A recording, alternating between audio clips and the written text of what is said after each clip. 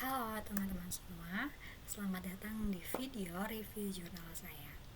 Oke, sebelumnya perkenalkan nama saya Revadia Ayu Pramudita. Dan kali ini saya akan membahas sebuah jurnal menarik dari Jurnal Psikiatri Surabaya tahun 2020 yang berjudul Sleep Disorders in Late Life Depression, atau dalam bahasa Indonesia berarti gangguan tidur pada depresi lansia.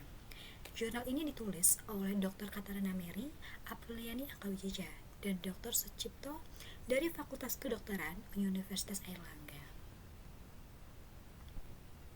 Topik ini penting banget karena menyangkut dua hal yang sering dialami oleh lansia, yaitu depresi dan gangguan tidur. Teman-teman mungkin juga sudah sering mendengar ya, kalau orang tua itu sering susah tidur. Tapi ternyata menurut penelitian 50-90% pasien depresi juga mengalami yang namanya gangguan tidur. Nah, pada lansia dua hal ini itu sering bermunculan bersamaan. Jadi gangguan tidur ini bisa nih membuat depresi makin parah, dan depresi sendiri juga bisa memperburuk kualitas tidur gitu. Jadi parahnya lagi, gangguan ini itu sering terdeteksi karena gejala depresi pada lansia berbeda dari orang muda, seperti itu. Nah, lebih samar gitu ketikanya. Jadi kadang terlihat seperti masalah fisik biasa. Nah, padahal gangguan tidur ini juga bukan hal yang biasa gitu ya teman-teman. Adalah suatu hal yang dalam jurnal ini dijelaskan juga bahwa di buku DSM-5 mendefinisikan insomnia itu sebagai rasa tidak puas terhadap kualitas dan kuantitas tidur yang berlangsung selama 3 malam per minggu selama 3 bulan berturut-turut. Nah, pada lansia ini gangguan tidur itu bukan cuma soal susah tidur, tapi juga bisa menyebabkan gangguan keseimbangan. Kemudian bisa mudah jatuh, gangguan fokus, dan daya ingatnya juga menurun. Secara biologis, tidur kita itu diatur oleh sistem yang disebut ritme sirkadian, yaitu jam biologis tubuh yang mengatur kapan kita tidur dan kapan kita bangun. Tapi seiring nih bertambahnya usia, ritme ini itu bisa melemah, kadar melatoninnya juga bisa menurun, maka otak menjadi kurang peka terhadap siklus terang dan gelap. Bagian paling menarik dari jurnal ini adalah bagaimana gangguan tidur dan depresi itu saling berhubungan erat.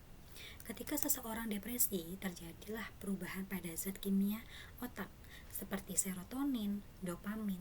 Nah, zat-zat inilah yang berperan penting dalam mengatur tidur, suasana hati, dan energi.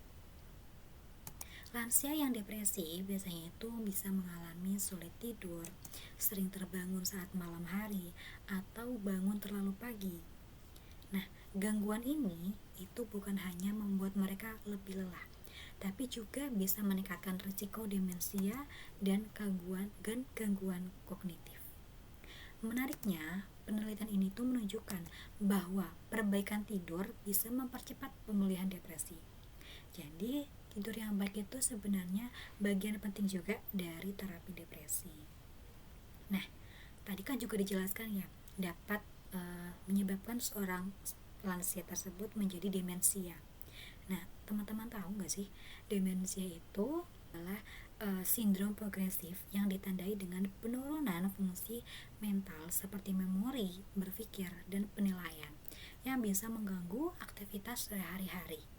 Nah, biasanya demensi ini tuh seperti kesulitan mengingat hal baru atau hal yang baru saja terjadi gitu. Kemudian sering bingung dan disorientasi. Kemudian kesulitan juga nih merencanakan atau menyelesaikan tugas atau aktivitas sehari-harinya. Kemudian juga bisa dilihat dari ciri-ciri masalah komunikasinya, kesulitan mengenali orang atau tempat yang dikenal. Nah, demensi ini kan juga sering terjadi ya, atau sering ditemui pada lansia-lansia gitu. Depresi pada lansia itu juga bukan soal sedih, tapi juga menyangkut keseluruhan diri seseorang, seperti pikiran, perasaan, bahkan fisiknya. Sayangnya, seringkali keluarga itu menganggap itu adalah hal yang wajar hanya akibat penuaan. Gitu.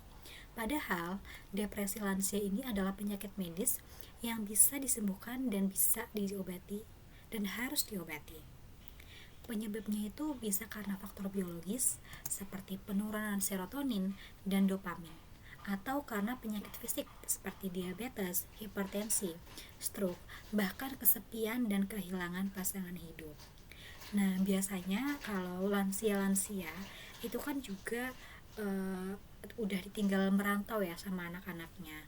Ketika sudah tua, sudah lansia tadi, biasanya anak-anaknya sudah berumah tangga, sudah bekerja gitu.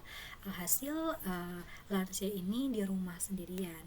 Nah, itu juga bisa mengakibatkan karena terjadinya kesepian gitu pada lansia tersebut. Gimana sih untuk cara menanganinya? Seperti itu.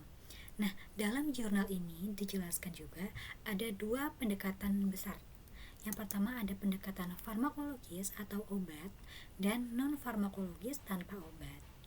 Nah, untuk farmakologis ini biasanya itu menggunakan obat seperti obat antidepresan, obat tidur, atau yang bisa membantu menyinkronkan kembali ritme sirkadian tubuh. Nah, kalau non farmakologis itu justru sangat disarankan untuk lansia karena lebih aman dan efektif juga pada jangka panjangnya. Termasuk sleep hygiene atau sleep hygiene program seperti aturan tidur sehat, kemudian seperti tidur dan bangun di jam yang sama, hindari kafein di malam hari, dan matikan cahaya saat tidur. Nah, biasanya para lansia ini kan juga sering ya atau meminum minuman yang mengandung kafein seperti kopi, teh. Nah, itu tuh diusahakan dihindari seperti itu. Nah, kemudian juga bisa dilakukan dengan CBT, Cognitive Behavioral Therapy untuk insomnia dan depresi. Nah, yang bantu mengubah pola pikir dan kebiasaan tidur tersebut.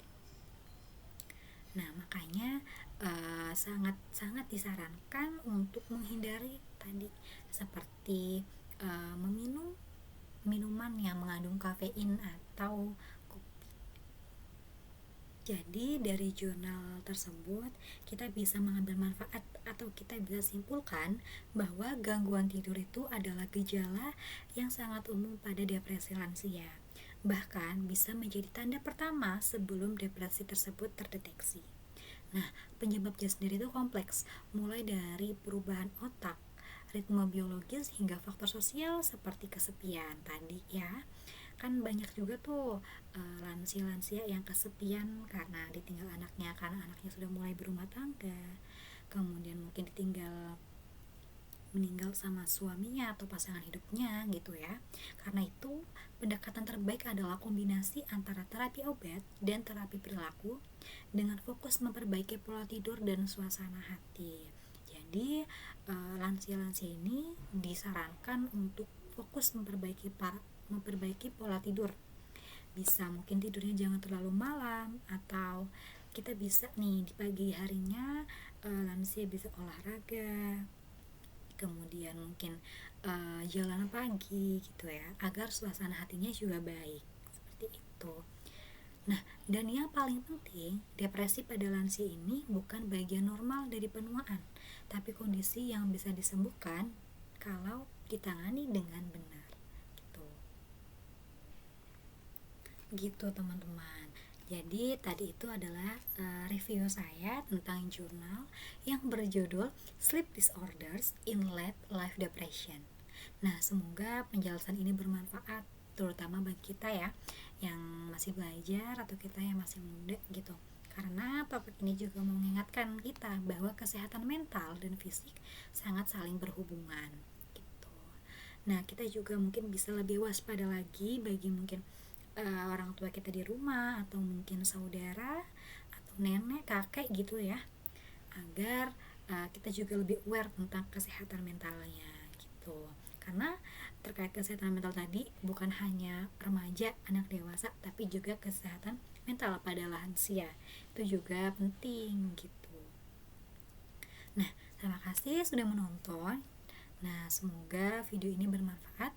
Sampai jumpa di video berikutnya. Semoga kita semua bisa tidur nyenyak malam ini. Bye bye.